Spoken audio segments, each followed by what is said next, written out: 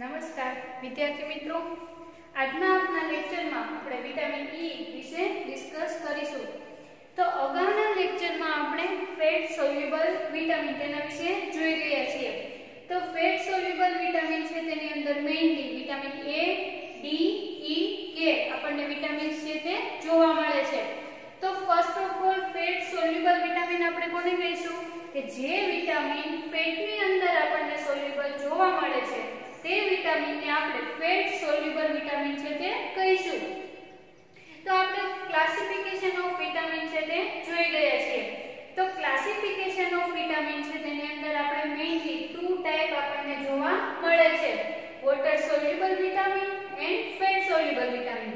તો water soluble vitamin એટલે કે જેની અંદર જે વિટામિન વોટરની અંદર સોલ્યુબલ થાય છે તે વિટામિનને આપણે વોટર સોલ્યુબલ વિટામિન કીધેલું. તેની અંદર મેઇનલી બીટા કોમ્પ્લેક્સ વિટામિન છે તે આપણને જોવા મળતા હતા. એવી જ રીતના ફેટ સોલ્યુબલ વિટામિન છે, તો ફેટ સોલ્યુબલ વિટામિન છે તેની અંદર આપણને એ, ડી, ઈ, કે વિટામિન છે તે જોવા મળે છે. તો એની અંદર આપણે અગાઉના લેક્ચરમાં વિટામિન એ વિશે આપણે જોઈ ગયા છીએ. હવે આજના લેક્ચરમાં આપણે વિટામિન ઈ વિશે ડિસ્કસ કરીશું.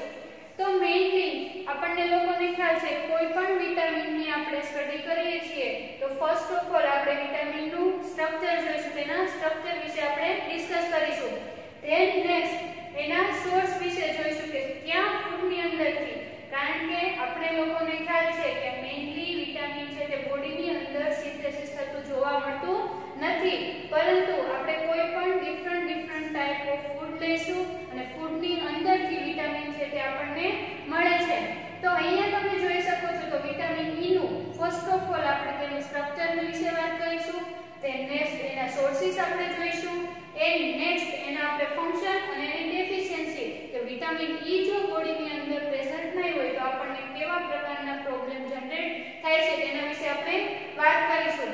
તો ફર્સ્ટ ઓફ ઓલ અહીંયા આપણને વિટામિન ઈ નું સ્ટ્રક્ચર આપેલું છે. અહીંયા આપેલું સ્ટ્રક્ચર વિટામિન ઈ નું છે.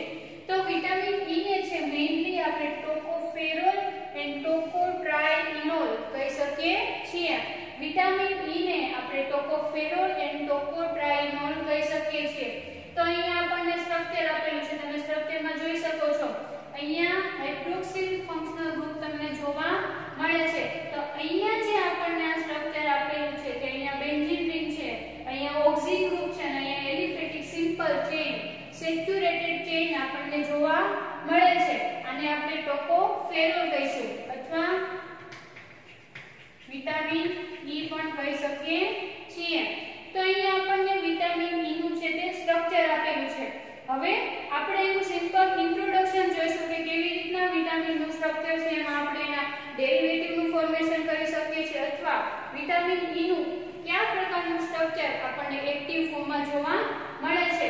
તો અહીંયા આપણને વિટામિન ઈ નું જે સ્ટ્રક્ચર આપેલું છે એને તમે આલ્ફા ટોકોફેરોલ પણ કહી શકો છો. અહીંયા જે આપણને સ્ટ્રક્ચર આપેલું છે તેને આપણે આલ્ફા ટોકોફેરોલ વિટામિન ઈ પણ કહી શકીએ છીએ. તો હવે આપણે અહીંયા વાત કરીએ કે vitamin E refers as a group of compound that include both tocopherol, એટલે કે અહીંયાના વિટામિન ઈ ના સ્ટ્રક્ચરની અંદર તમે કેવા પ્રકારના સ્ટ્રક્ચરને ઇન્ક્લુડ કરી શકો છો. તો અહીંયા તમે ઇન્ક્લુડ કરો સ્ટ્રક્ચરને તો તમને અહીંયા જોવા મળે છે ટોકોફેરોલ અને સેકન્ડ આપણને આપેલું છે ટોકોટ્રાઇઇનોલ કે ટોકોટ્રાઇઇનોલ નું સ્ટ્રક્ચર છે તેને પણ તમે વિટામિન ઈ ની અંદર કન્ક્લુડ કરી શકો છો. તો ફર્સ્ટ ઓફ ઓલ આપણે ટોકોટ્રાઇઇનોલ કોને કહેવાય તેનું સ્ટ્રક્ચર જોઈશું. તો ટોકોટ્રાઇઇનોલ નું આપણે સ્ટ્રક્ચર જોઈએ તો અહીંયા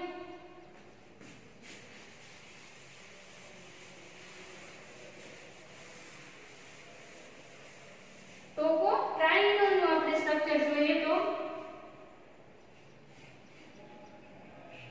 અહીંયા હાઇડ્રોક્સિલ ફંક્શનલ ગ્રુપ આપણને જોવા મળે છે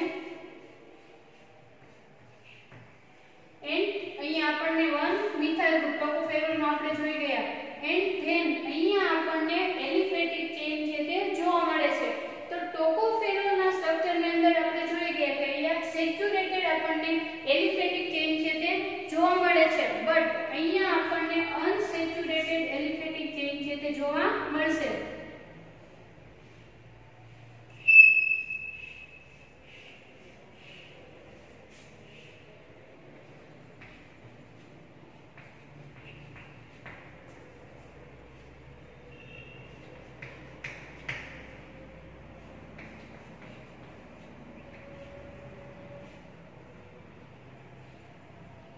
તો અહીંયા તમે સ્ટ્રક્ચર જોઈ શકો છો. આ જે સ્ટ્રક્ચર છે એને આપણે ટોકો ટ્રાય ઇનોલ છે તે કહીશું. તો તમે અહીંયા સ્ટ્રક્ચર જોઈ શકો છો કે vitamin E refers as a tocopherol and tocotrienol, કે આપણે વિટામિન E ના સ્ટ્રક્ચરની અંદર બંને સ્ટ્રક્ચરને ઇન્ક્લુડ કરી શકીએ છીએ. તો અગાઉ આપણે જોઈ ગયા ટોકોફેરોલ નું સ્ટ્રક્ચર, અને અહીંયા આપેલું છે અનસેચ્યુરેટેડ એલિફેટિક આપણને ચેઇન જોવા મળે છે, એને આપણે ટોકોટ્રાઇનોલ છે તે કહીશું. તો ટોકોટ્રાઇનોલ ના સ્ટ્રક્ચરની અંદર તમે જોઈ શકો છો અહીંયા પણ તમને ચેઇન છે તે જોવા મળતી નથી, અથવા અહીંયા આપણે મિથાઇલ ગ્રુપ જે વિટામિન E ની અંદર પ્રેઝન્ટ હોય છે તે જોવા મળતું નથી. તો vitamin E including tocotrienol and tocopherol. Then next, tocopherol alpha, beta, gamma and delta have been obtained from the natural source.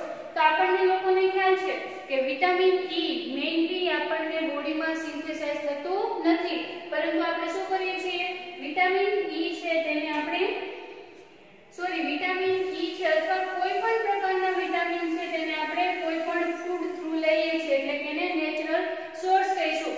તો અહીંયા ફર્ધર વિટામિન E નું સ્ટ્રક્ચર લઈએ આપણે. તો અહીંયા આપણને હાઇડ્રોક્સિલ ગ્રુપ હતું,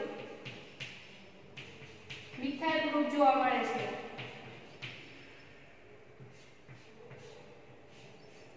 અહીંયા ઓક્સી ગ્રુપ જોવા મળે છે, અહીંયા મિથાઇલ ગ્રુપ છે તે જોવા મળશે.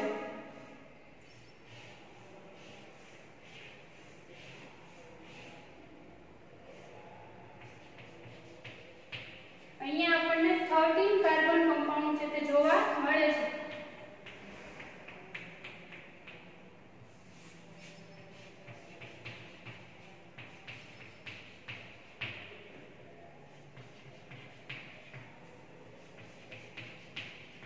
આ જે સ્ટ્રક્ચર છે એને જ આપણે ટોકોફેરોલ અથવા વિટામિન E છે તે કહી શકીએ છીએ. અને આપણને આ જે સ્ટ્રક્ચર જોવા મળે છે વિટામિન E નું, તેને આપણે આલ્ફા ટોકોફેરોલ છે તે કહી શકીએ છીએ. પણ અહીંયાનું તમે સેન્ટેન્સ જુઓ તો એમાં આપણને ખ્યાલ આવશે કે tocopherol have alpha, beta, delta and gamma. શું કહે છે કે નેચરલ સોર્સની અંદરથી આપણને અલગ અલગ ફોર્મમાં વિટામિન E નું સ્ટ્રક્ચર છે તે જોવા મળે છે. તો આ જે સ્ટ્રક્ચર છે તેને જ આપણે વિટામિન E નું એક્ટિવ ફોર્મ છે તે કહીશું, કે બોડીમાં જ્યારે આ પ્રકારનું તમને સ્ટ્રક્ચર જોવા મળે છે ત્યારે જ આપણે એને વિટામિન E કહીશું. પણ અહીંયા જે ટોકોફેરોલ કેમિકલ કમ્પાઉન્ડ છે તેના આપણને અલગ અલગ સ્ટ્રક્ચર છે તે પણ જોવા મળે છે. તો અલગ અલગ સ્ટ્રક્ચરની આપણે વાત કરીએ તો જ્યારે ટોકોફેરોલ છે તેને આલ્ફા ટોકોફેરોલ આપણે કોને કહીશું કે 3 મિથાઇલ ગ્રુપ આપણને જ્યારે બેન્ઝીન રિંગ ઉપર જોવા મળે છે, આ ત્રણેય ફોર્મ જ્યારે બેન્ઝીન રિંગ ઉપર મિથાઇલ ગ્રુપ જોવા મળે છે તેને આપણે આલ્ફા ટોકોફેરોલ કહીશું. હવે આપણે બીટા ટોકોફેરોલ ની વાત કરીએ તો જ્યારે આ મિથાઇલ ગ્રુપ છે તે રિમૂવ થઈ જશે અને અહીંયા એઝ યુઝ્યુઅલ CH2 ગ્રુપ જે પ્રેઝન્ટ હશે તે આપણને જોવા મળશે. એટલે કે આ બંને પોઝિશન ઉપર જ્યારે મિથાઇલ ગ્રુપ પ્રેઝન્ટ હશે તેને આપણે બીટા ટોકોફેરોલ કહીશું. એટલે કે આ ઓલ ઓવર સ્ટ્રક્ચર ને આપણે શું કહીશું, બીટા ટોકોફેરોલ. હવે વાત આવે છે ગામા ટોકોફેરોલ ની. તો ગામા ટોકોફેરોલ છે તે આપણે કોને કહીશું કે અહીંયાનું મિથાઇલ ગ્રુપ છે તે રિમૂવ થાય છે ને મિથાઇલ ગ્રુપ છે તે અહીંયા આવી જશે. એટલે આ જે બંને પોઝિશન ઉપર જ્યારે તમને મિથાઇલ ગ્રુપ પ્રેઝન્ટ જોવા મળે છે તો આ જે ટોકોફેરોલ નું સ્ટ્રક્ચર તમને જોવા મળશે તેને તમે ગામા ટોકોફેરોલ છે તેવું કહીશું. તો એને આપણે ગામા ટોકોફેરોલ કહીશું. તો સિમ્પલી ટોકોફેરોલ છે તે આપણને અલગ અલગ નેચરલ સોર્સમાંથી અલગ અલગ ફોર્મેશન મળે છે. તો જ્યારે આલ્ફા ટોકોફેરોલ આપણને મળે છે તેને આપણે વિટામિન E એનું એક્ટિવ ફોર્મ કહીશું. પણ અલગ અલગ નેચરલમાંથી આપણને આલ્ફા, બીટા, ગામા, ડેલ્ટા પણ ફોર્મેશન જોવા મળે છે. તો આલ્ફા ફોર્મેશન ક્યારે આપણે કહીશું જ્યારે ત્રણેય પોઝિશન પર આપણને મિથાઇલ ગ્રુપ છે તે જોવા મળે છે અને આપણે શું કહીશું alpha tocopherol. Than beta tocopherol આપણે કોને કહીશું જ્યારે અહીંયાની પોઝિશન અને અહીંયા બંને બાજુએ આપણને મિથાઇલ ગ્રુપ જોવા મળે છે તેને આપણે બીટા ટોકોફેરોલ કહીશું. એન્ડ ગામા ટોકોફેરોલ આપણે કોને કહીશું જ્યારે અહીંયા બંને બાજુની પોઝિશન છે ત્યાં આપણને મિથાઇલ ગ્રુપ છે તે જોવા મળે છે તેને આપણે કહીશું ગામા ટોકોફેરોલ. હવે આપણે જોઈએ ડેલ્ટા ટોકોફેરોલ. તો ડેલ્ટા ટોકોફેરોલ આપણે કોને કહીશું જ્યારે આ પેરા પોઝિશન પર જ માત્ર મિથાઇલ ગ્રુપ પ્રેઝન્ટ રહેશે અને બાકીનું સ્ટ્રક્ચર તમને એઝ યુઝ્યુઅલ જોવા મળે છે તેને આપણે કહીશું ડેલ્ટા ટોકોફેરોલ. પરંતુ આપણું વિટામિનનું સ્ટ્રક્ચર તૈયાર તમને આપેલું છે તો એનું આપણે એક્ટિવ ફોર્મમાં વિટામિન ઈ નું સ્ટ્રક્ચર મેઇનલી આલ્ફા ટોકોફેરોલમાં તમને લોકોને જોવા મળે છે. તો આ તો વિટામિન ઈ કે વિટામિન ઈ નું સ્ટ્રક્ચર છે તેની અંદર તમે ટોકોટ્રાઇઇનોલ એન્ડ ટોકોફેરોલના સ્ટ્રક્ચરને ઇન્ક્લુડ કરી શકો છો.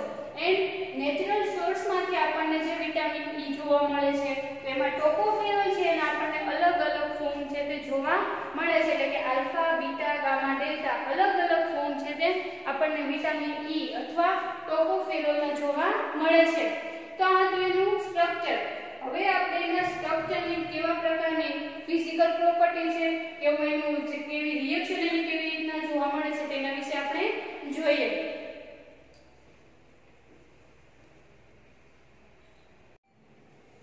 ટોકોફેરોલના સ્ટ્રક્ચર બાદ આપણે એનું ઇન્ટ્રોડક્શન જોઈશું. તો ટોકોફેરોલનું આપણે સ્ટ્રક્ચર જોઈ ગયા કે નેચરલી સોર્સમાંથી આપણને alpha beta gamma and delta ફોર્મમાં ટોકોફેરોલ છે તે મળી આવે છે. હવે એનું આપણે ઇન્ટ્રોડક્શન જોઈએ તો જે નેચરલી ઓકરિંગ એન્ટીઓક્સિડન્ટ. તો મેઇનલી એન્ટીઓક્સિડન્ટ આપણે કોને કહીશું જે બોડીમાં હેલ્ધીનેસ છે એને જાળવી રાખે અને પોતે એટલા એન્ટી એજિંગ ફેક્ટર તરીકે વર્ક કરે. એન્ટી એજિંગ ફેક્ટર એટલે કે બોડીમાં આપણે એટલે કે બોડીની જે એજ છે એને નોર્મલ ફોર્મમાં જાળવી રાખશે તેને આપણે એન્ટી એજિંગ ફેક્ટર છે તે કહીશું.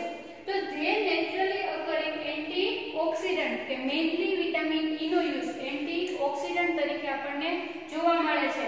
It also known as a anti ageing factor કે પોતે એને આપણે એન્ટી એજિંગ ફેક્ટર પણ કહી શકીએ છીએ. The word tocopherol derived from the word toco એટલે કે ટોકોફેરોલ છે એનો આપણે વર્ડને ડિવાઈડ કરીએ એનો આપણે મીનિંગ જોઈએ તો ટોકો એટલે થાય છે ચાઇલ્ડ બર્થ એન્ડ ફેરોલ નો મીનિંગ થાય છે બિયર. એટલે કે કોઈ પણ પ્રકારના આપણે ફૂડ લઈશું તો વિટામિન ઈ છે તો આપણને લોકોને ખ્યાલ છે કે વિટામિનનું સિન્થેસિસ બોડીની અંદર થતું નથી પરંતુ આપણે એવા પ્રકારના ફૂડ લઈશું જેનાથી આપણને વિટામિન છે તે સિન્થેસિસ થશે. તો વિટામિન આપણે કોઈ પણ પ્રકારના ફૂડ લઈએ છીએ જેમ કે વેજીટેબલ છે ફ્રૂટ છે તેની અંદરથી મેઇનલી આપણને વિટામિન ઈ આપણે વ્હીટ ફ્લાવર લઈએ છીએ તેની અંદરથી આપણને વિટામિન ઈ છે તે ભરપૂર માત્રામાં છે મળી રહે છે. And next it is yellow oily liquid કે વિટામિન ઈ આપણને ઓઇલ ફોર્મમાં જોવા મળે છે. તો yellow oily liquid freely soluble in fat solvent. તો આપણને લોકોને ખ્યાલ છે કે વિટામિન છે તે mainly A D E K ચારે વિટામિન છે તે ફેટ સોલ્યુબલ વિટામિન આપણને જોવા મળે છે. તો વિટામિન ઈ ની આપણે ફિઝિકલ પ્રોપર્ટી જોઈએ તો પોતે યલો ઓઇલી લિક્વિડ ફોર્મમાં આપણને જોવા મળે છે. એન્ડ અહીં આપણે જોઈ રહ્યા છે કે ટોકોફેરોલ આપણને alpha beta gamma and delta ફોર્મમાં નેચરલી સોર્સમાંથી મળી રહે છે. તો આ તો વિટામિન ઈ નું ઇન્ટ્રોડક્શન કે વિટામિન ઈ નું mainly function as a antioxidant તરીકે પોતે વર્ક કરે છે એટલે કે બોડીની અંદર જ્યાં પણ વિટામિન ઈ ની જે રિક્વાયરમેન્ટ હશે તે પોતે પૂરી કરે છે અને એન્ટી એજિંગ ફેક્ટર તરીકે બિહેવ કરે છે. તો એન્ટી એજિંગ ફેક્ટર આપણે કોને કહીશું કે બોડીની જે એજ છે જે નોર્મલ આપણી જે એજ હોય તેને જાળવી રાખવાનું પોતે કામ કરે છે. એન્ડ ટોકોફેરોલ નો આપણે મીનિંગ જોઈએ તો ટોકો મીન્સ ચાઇલ્ડ બર્થ એન્ડ ફેરો મીન્સ બિયર થશે એટલે કે આપણને આ વિટામિન ઈ છે તે મેઇનલી બધા સોર્સમાંથી મળી રહે છે. હવે આપણે વિટામિન ઈ ની ડેઈલી રિક્વાયરમેન્ટ જોઈએ તો વિટામિન ઈ છે પોતે એન્ટી એજિંગ ફેક્ટર છે એટલે વિટામિન ઈ ની બોડીમાં આપણને વધારે રિક્વાયરમેન્ટ છે જોઈશે. તો વિટામિન ઈ નું આપણે ડેઈલી રિક્વાયરમેન્ટ જોઈએ કે ડેઈલી આપણે કેટલા અમાઉન્ટમાં વિટામિન ઈ ને આપણે સર્વાઈવ કરીશું તો આપણને બોડીમાં વિટામિન ઈ ને લગતા પ્રોબ્લેમ જોવા મળશે નહીં. તો અહીંયા જોઈ શકો છો કે મેનની અંદર mainly 8 to 10 milligram vitamin E ની રિક્વાયરમેન્ટ આપણને જોવા મળે છે. વુમનની અંદર 5 to 8 મિલીગ્રામ જો વિટામિન ઈ પ્રેઝન્સ હશે અથવા ફૂડમાંથી વિટામિન ઈ મળતું હશે તો એને વિટામિન ની ડેફિશિયન્સી જોવા મળતી નથી. એન્ડ ચિલ્ડ્રન તો ચિલ્ડ્રન છે તો એને વધારે છે એની ગ્રોથ સિસ્ટમ ગ્રોથ હોર્મોન છે ઇન્ક્રીઝ થતા હોય છે એટલે ચિલ્ડ્રન ને છે 8.3 મિલીગ્રામ વિટામિન ઈ ની રિક્વાયરમેન્ટ હોય છે. એન્ડ ઇન્ફેન્ટ્સ તો ઇન્ફેન્ટ્સ એટલે કે જે ચાઇલ્ડ છે જે નાના બાળકો છે એ બેબીઝ હોય છે અને 4 to 5 મિલીગ્રામ વિટામિન ઈ ની રિક્વાયરમેન્ટ હોય છે. તો હતી વિટામિન ઈ ની ડેઈલી રિક્વાયરમેન્ટ કે આટલા અમાઉન્ટમાં જો વિટામિન ઈ બોડીની અંદર પ્રેઝન્ટ હશે તો કોઈ પણ પ્રકારની વિટામિન ઈ ને લગતી ડેફિશિયન્સી બોડીમાં જોવા મળતી નથી. તો આ તેની ડેઈલી રિક્વાયરમેન્ટ. હવે આપણે વિટામિન ઈ ના સોર્સિસ જોઈશું કે શેની અંદરથી તમને વિટામિન ઈ છે તે મળી રહે છે. તો વિટામિન ઈ ની ડેઈલી રિક્વાયરમેન્ટ બાદ આપણે એના સોર્સ જોઈશું કે મેઇનલી આપણને વિટામિન ઈ છે તે કયા પ્રકારના ફૂડમાંથી જોવા મળે છે. તો વિટામિન ઈ છે તે પોતે એન્ટીઓક્સિડન્ટ એજન્ટ તરીકેનું ફંક્શન આપે છે. તો વિટામિન ઈ મેઇનલી આપણને વેજીટેબલ ઓઇલ જે આપણે રેગ્યુલર જે ઓઇલ આપણે લઈએ છીએ ખોરાકની અંદર તેની અંદરથી આપણને વિટામિન ઈ છે તે મળી આવે છે.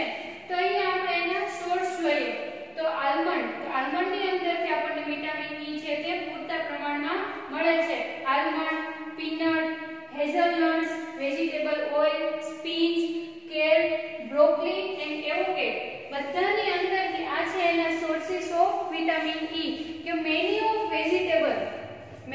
વેજીટેબલ અથવા વેજીટેબલ ઓઇલમાંથી આપણને મેઇનલી વિટામિન ઈ છે તે જોવા મળે છે. તો આ તેની સોર્સિસ આપણને વિટામિન ઈ આપણે કોઈ પણ પ્રકારનું ફૂડ લઈએ છીએ તેની અંદરથી તો વિટામિન ઈ આપણને મળે જ છે અમુક અમાઉન્ટમાં જોવા મળે છે. પરંતુ જ્યારે આ પ્રકારના ફૂડ લેવામાં આવે છે ત્યારે આપણને જેટલા અમાઉન્ટમાં વિટામિન ઈ ની જરૂર છે એટલા પ્રમાણમાં આપણને વિટામિન ઈ છે તે જોવા મળે છે. તો આ તો સોર્સિસ ઓફ વિટામિન ઈ. હવે આપણે વિટામિન ઈ ના ફંક્શન જોઈશું કે કેવી રીતના વિટામિન ઈ બોડીની અંદર પ્રેઝન્ટ હશે તેનાથી આપણને કયા પ્રકારના બેનિફિટ જોવા મળે છે તે આપણે જોઈશું.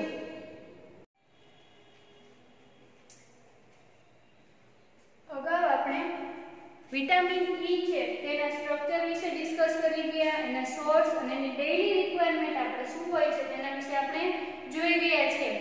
હવેના લેક્ચરમાં આપણે વિટામિન ઈ એના ફંક્શન વિશે ડિસ્કસ કરીશું.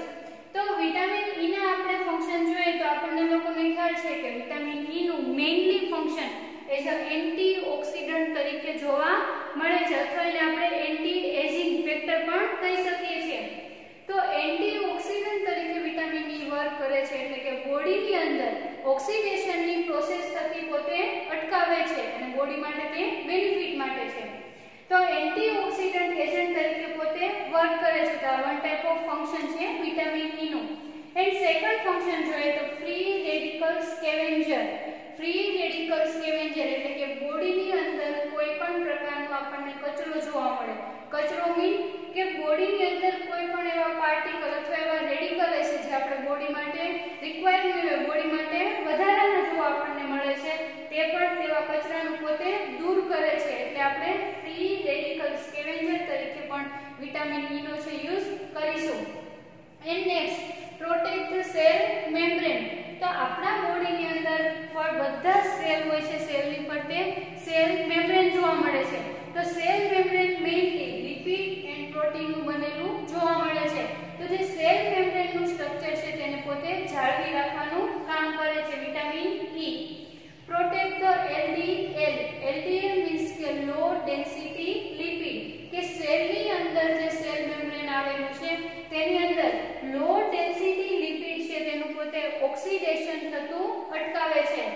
And next protection double bond poly unsaturated fatty acid. તો પોલી અનસેચ્યુરેટેડ ફેટી એસિડ એટલે આપણે સોર્સિસ ની અંદર વાત કરી ગયા કે વિટામિન ઈ. તો વિટામિન ઈ મેઇનલી આપણને વેજીટેબલ ઓઇલ માંથી મળે છે.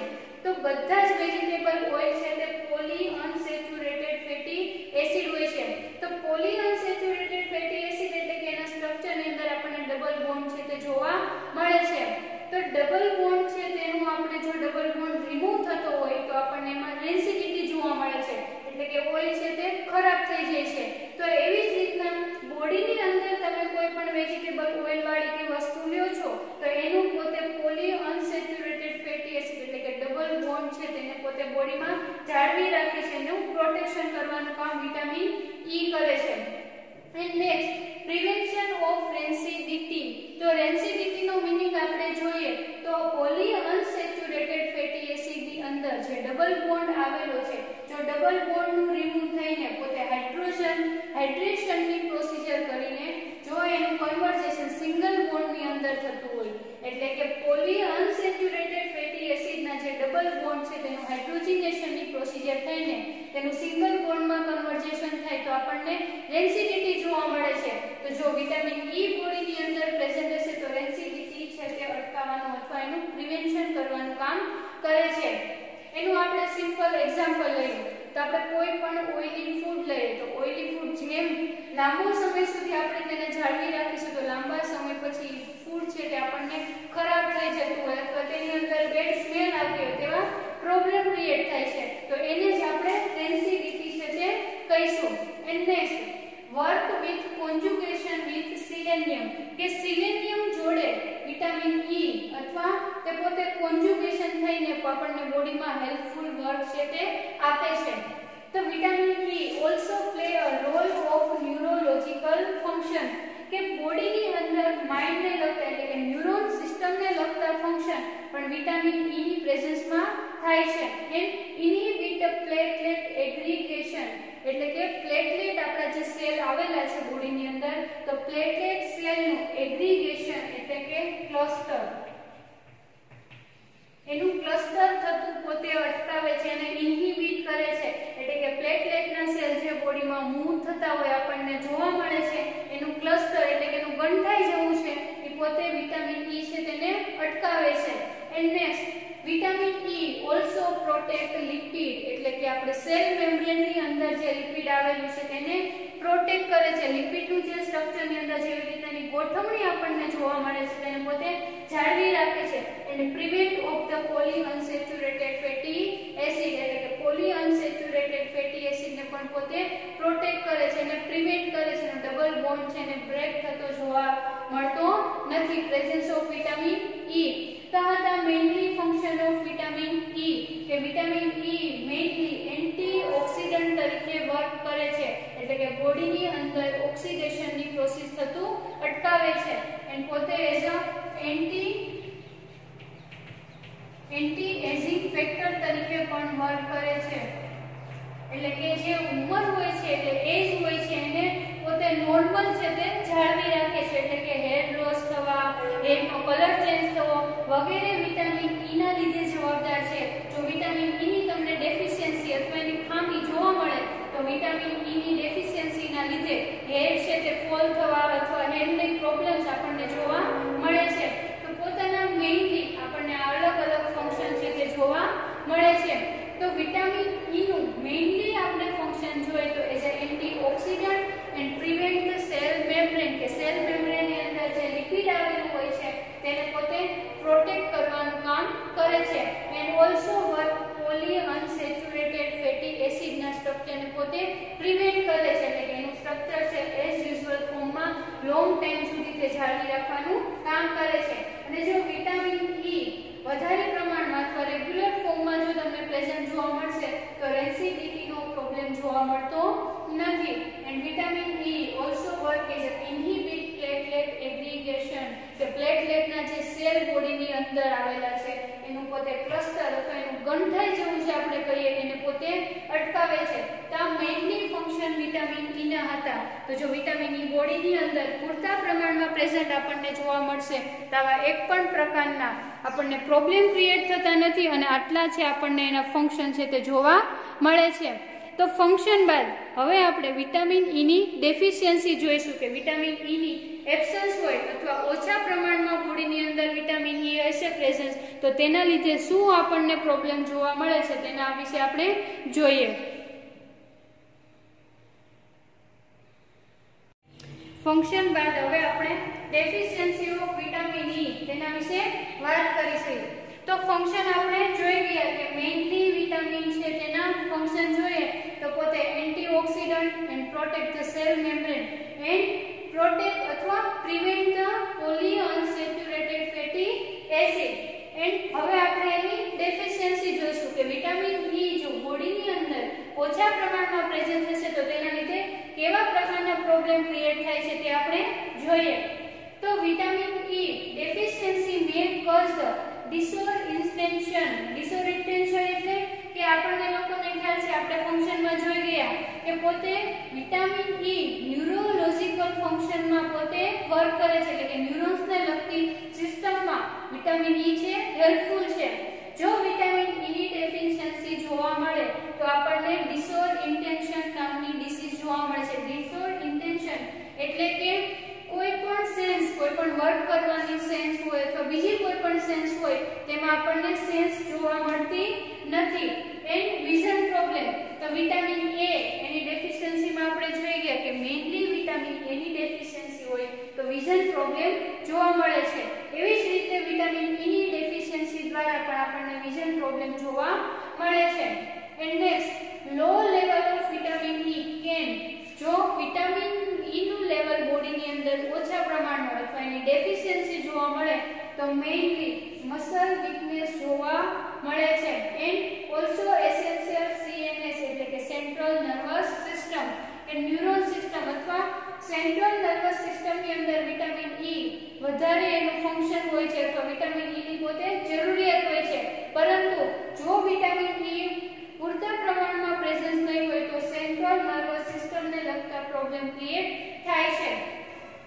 It is અમંગ the bodies main antioxidant. આપણને લોકોને ખ્યાલ છે કે વિટામિન ઈ નું મેઇન ફંક્શન એન્ટીઓક્સિડન્ટ તરીકે છે. બટ જો વિટામિન ઈ ની તમને ડેફિશિયન્સી જોવા મળે તો deficiency result in oxidative stress કે આપણને ઓક્સિડેટિવ સ્ટ્રેસ જોવા મળે છે એટલે કે બોડીની અંદર એન્ટીઓક્સિડન્ટ તરીકે વિટામિન ઈ પ્રેઝન્સ નથી તો બોડીની અંદર ઓક્સિડેશનની પ્રોસિજર થાય છે અને એના લીધે આપણને મસલ વીકનેસ જોવા મળે છે. તો આ હતી ડેફિશિયન્સી ઓફ વિટામિન ઈ કે વિટામિન ઈ પોતે એન્ટીઓક્સિડન્ટ તરીકે વર્ક કરે છે એન્ડ પોતે વિટામિન ઈ પ્રેઝન્સ નહીં હોય તો એન્ટીઓક્સિડન્ટ તરીકે વર્ક નહીં કરે અને ઓક્સિડેશનની પ્રોસિજર જોવા મળે છે એન્ડ મસલ વીકનેસ છે તે જોવા મળે છે. તો આપણે વિટામિન ઈ છે તેનું સ્ટ્રક્ચર વિશે વાત કરી કે એના સોર્સિસ, એની ડેઈલી રિક્વાયરમેન્ટ, એના ફંક્શન અને એની ડેફિશિયન્સી વિશે આપણે જોઈ ગયા. હવે આગળ આવતા લેક્ચરમાં આપણે વિટામિન ડી વિશે વાત કરીશું.